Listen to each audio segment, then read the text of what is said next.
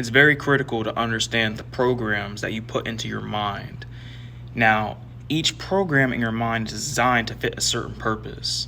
And so when you get deeper into learning how to control your subconscious mind, you are actively interfacing with your current reality. So the first thing that you must understand when you are looking to change your reality by using your subconscious mind is to understand where you are in the first place, how you got to where you are in the first place.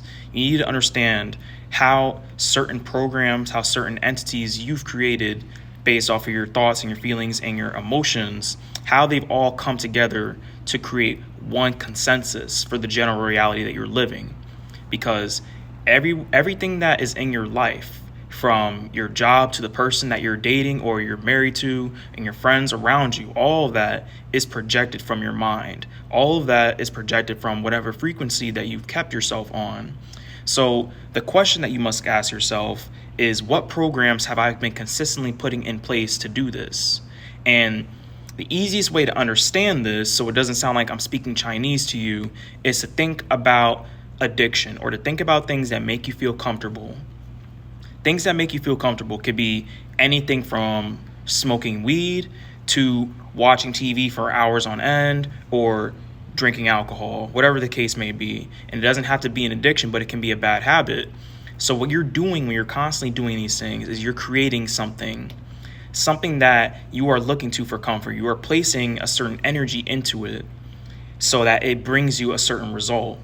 Now, you do this on a daily basis with pretty much everything. But when it comes to something like this, a bad habit or an addiction, you place a good amount of energy into it, an emotional investment into it, and you're imagining that it's going to bring you a result greater than what you think you can produce out of yourself. So, and it occurs because then you create a dependency. So any kind of dependency, whether it's through substances or others through other people or things outside of you, is actually a reflection showing you where you need to work, showing you how certain things are going to show up in your reality based off of you confiding in it.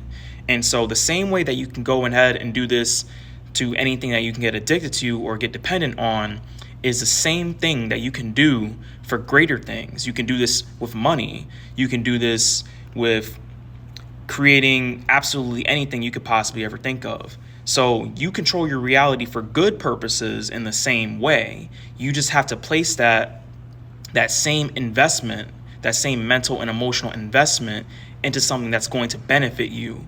But to do that, you have to also recognize what brought you where you are in the first place. Otherwise, you're going to be going back and forth. I hope this helps.